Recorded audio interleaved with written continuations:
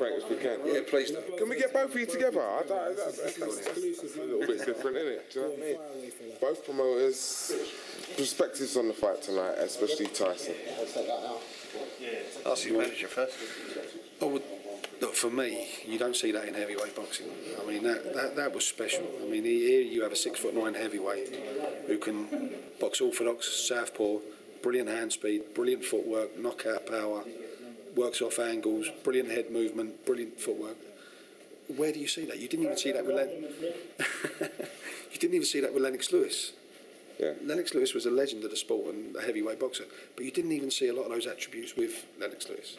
I mean, this kid's something very, very special. He's only 26. I agree. And a year older than Chris Eubank Jr. Not a lot of people know that. No, that's the thing. He's been around a long time now, Tyson. Sound like Michael Caine. But well, listen, I hope I get his money. I hope I get his money, Frank. I hope I get his money. But obviously, he's going to say what he's saying. You didn't want him to take this fight, and not sticking it on you like that. I'm just saying he's mandatory. He's number one, and he's going to get the money anyway. And you're on a hide it enough anyway with one of those. You know, if it's a making time fight, and people say, oh, what do we do? But actually, he come to fight, didn't he? I knew he would come to give him a fight. He was a tough sod, and let's get it right. At the end of the day, Tyson did what he had to do. I think he's really improved as a fighter over the last couple of years. There's no doubt about that. And for me, his last couple of performances, I think he's certainly gone up in my estimation. I mean, I thought Derek Chisora would have given him a lot of problems, and he handled Derek. We handled him, didn't he, on the night, and he did the same stuff. And he said at the press conference, he started just a little bit slow the first couple of rounds, but then once he starts going, and he got his range and so forth, he did what he had to do. He actually has got the beating of a Klitschko. He is a young guy, and I think Klitschko will be very wary of him. I really do think so. That's always been the case, because he's always handpicked things. He's got to fight him. Yeah. He has to fight the mandatory challenger. So, he, as Tyson said, and my views on it as well, he doesn't like fighting southpaws, and he can switch, and they make him think. And it's not like, he's got physical attributes over Tyson. They're both the same stamp. They both got jabs. But I think that Tyson does what he can't do, and I think Tyson can fight inside.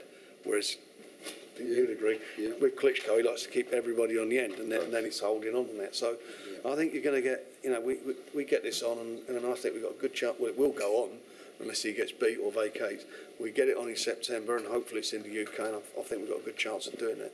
I think you're going to see a new world champion. I think everybody's in agreement on the fact that he deserves the shot. But my question to both of you is, if he does win, does he go on to dominate the division? And I've asked Frank this day before yesterday, Deontay Wilder, that's the one that everybody wants, both unbeaten.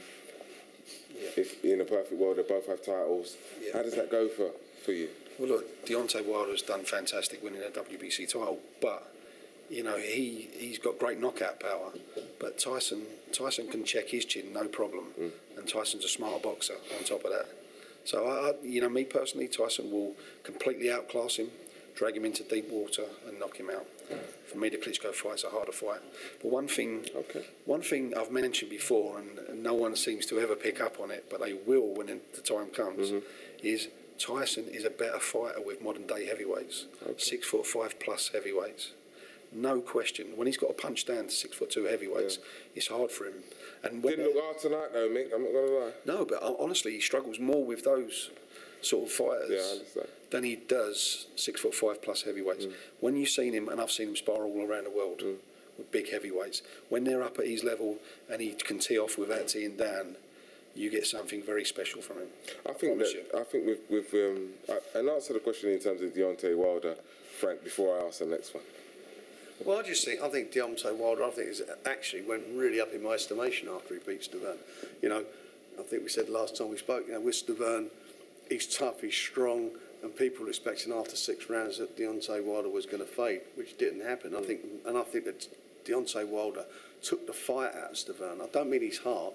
I mean, he actually, with the shots he was hitting him with, and he had a superb jab, and he's got a superb jab. I think he absolutely you know, he never had it in him to fight. What he was going on then was his heart. He was just moving on his heart.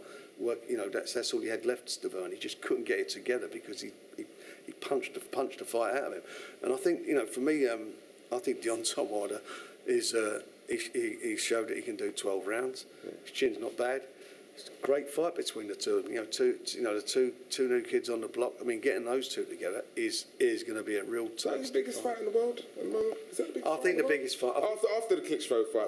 I think after the Klitschko fight, I think it's the biggest fight out there. I mean, you know, if he beats Klitschko, which I think he's got a tremendous chance of doing, you're then talking about going in with with a new kid with Deontay Wilder.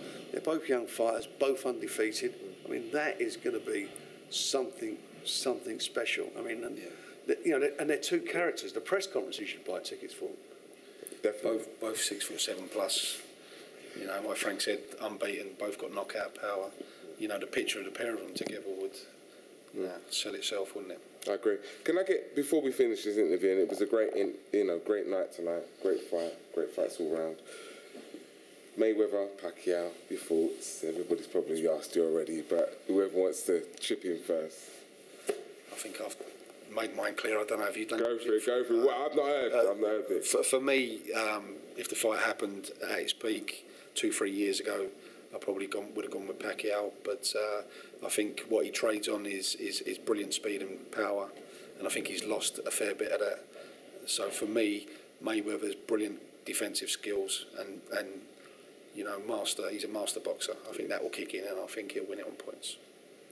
Yeah, I lean towards Mayweather, but you know, when you get a fight like this, which is you know, as Mick said, could have been made any time over the last 5 years. The fact is, it's made now, and a lot of people may say that Floyd Mayweather sort of took his time and picked it at the right moment.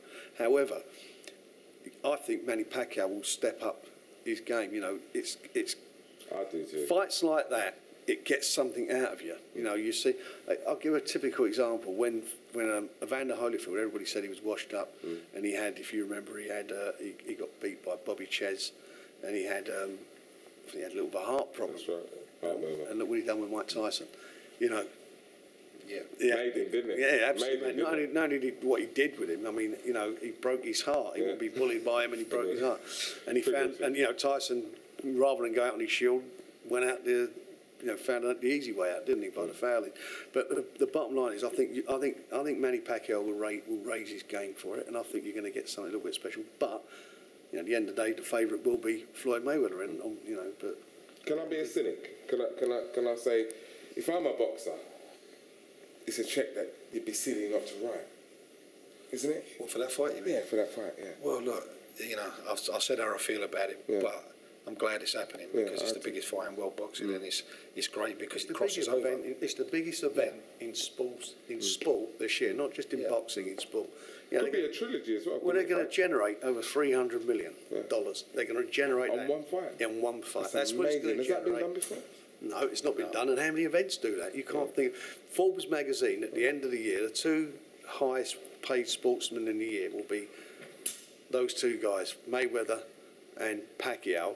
And anybody else will be earning 3/4 less than what they earn. So that'd be the that'd be all the top NFL players, basketball players, the Messi's, all of them. It's going to be like that. So those guys, that's what this event is. It's a huge event. Right, guys, this 1:30 in the morning, 12 in the morning. You going home now? Is that it done? Yeah, we're going out now. We're going out on the booze. No, thanks for your Hard work, dedication. Hard work. Hard work. And that's what we stick to.